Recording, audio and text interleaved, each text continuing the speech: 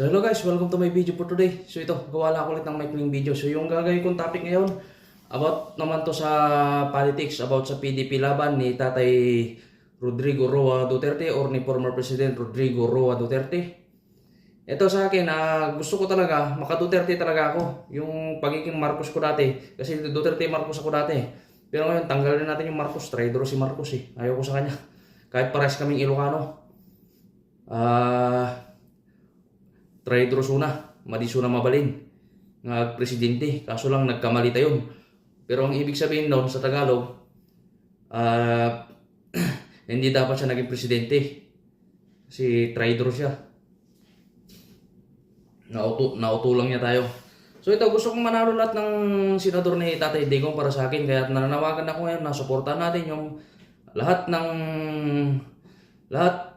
ng senador na inendorso ng PDP laban ni Tatay Digong at saka ni Senador Robin Padilla para sigurado na yung pagkapanalo ng impeachment ni Vice President Sara Duterte. So ito, ipakita ko sa inyo yung mga senador nila. So dito, i-discuss ko kung sino. Ito, nakikita nyo sa screen, di ba? Si Attorney Jimmy Bondoc, De La Rosa Bato. Kilala natin to. Talagang si Senador Bato.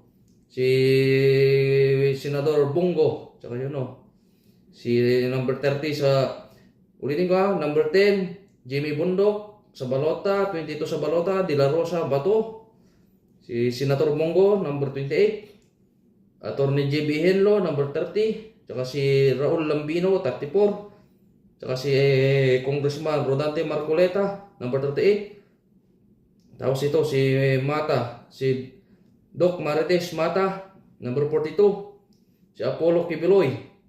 Si Pastor Apollo Kibiloy, number 53. Si Attorney Vic Rodriguez, 56. At saka si Philip Epictivo Salvador, number 58. So yan, wag natin siya nakakalimutan na iboto sa darating na eleksyon, itong darating na May 12, 2025.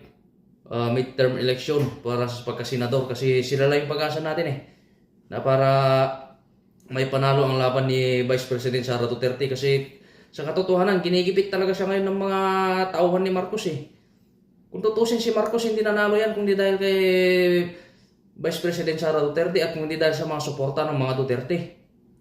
Kaya pag yan talaga hindi nila tinigilan yan, may possibility talaga mag people power. Kaya sana itong darating na eleksyon, hindi tayo magkamali kahit sa senador lang ng iboboto natin. Sana tatayo lahat ng ito manindigan kay Vice President Sara Duterte. Kasi ako talaga, gusto ko talagang manalo lahat nito. Kasi hindi natin pwedeng asahan yung mga tauhan ni BBM, traidor yan Lalo na si Martin Romualdez. Isa ring buhaya, yung mga congressman. Harap-harapan ngayon ang pagnanakaw sa Pilipinas. Hindi kagaya ng panahon ni Tatay Digong, kahit paano, kung turlado niya. Hindi basta-basta makapagnakaw ang mga politiko, yung mga oligarchs. Ngayon, harap-harapan ng pagnanakaw Kaya kailangan talaga natin ng matapat na tao. Matapat na ilalagay sa Senado, kahit sa Senado man lang sana. Kasi kung sa tao talaga, hindi talaga tayo basta pwedeng umasa rin Kaya number 1 na sana natin, manalangin tayo sa Diyos na sana maging maayos ang Pilipinas, magkaroon ng kaliwanagan lahat ng utak ng mga ito. Lahat ng, lalo si BBM, hindi mo alam kung bangag ba talaga or hindi, pero iba ko sa pares kong Ilocano yan, pero nawalang bilib ko dyan. Simula nung nagpresidente yan. Nung una okay pa, kinakampihan ko pa, pero ang nangyayari, wala Ang utak yata nilagay na sa puwit. Hindi mo alam kung saan Hindi ko nga rin alam kung presidente ba talaga yan. Puro English lang Pero pagdating sa action, hindi kagaya ni Tatay Digong na talagang may paninindigan pag sinabi niyang ganito. Paninira siya sa kanila former President Rodrigo Roa Duterte. Pero siguro din ko sa iyo, Mr. President Bongbong Marcos, or tinatawag nilang bangag, hindi naman nanalo yung mga wala yung mga bias yung mga kasama mo Mga dati nang nakaupo, mga dating kumalaban sa'yo, ngayong nanalo ka, silang kumampi sila sa'yo.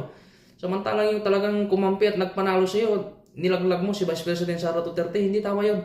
Traidor ka para sa akin, traidor ka sa bayan, BBM. Inuubos nyo lahat ng yaman ng Pilipinas.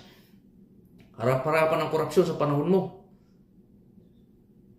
Kaya ikaw, wala kang kwentang presidente, Mr. BBM. Dapat yan, mag-resign ka na, bumaba ka sa pwesto, dapat ikaw ang ma-impeach. So yan lang guys, hanggang dyan lang yung video for today guys. Maraming salamat guys, hanggang sa aking masusunod na video.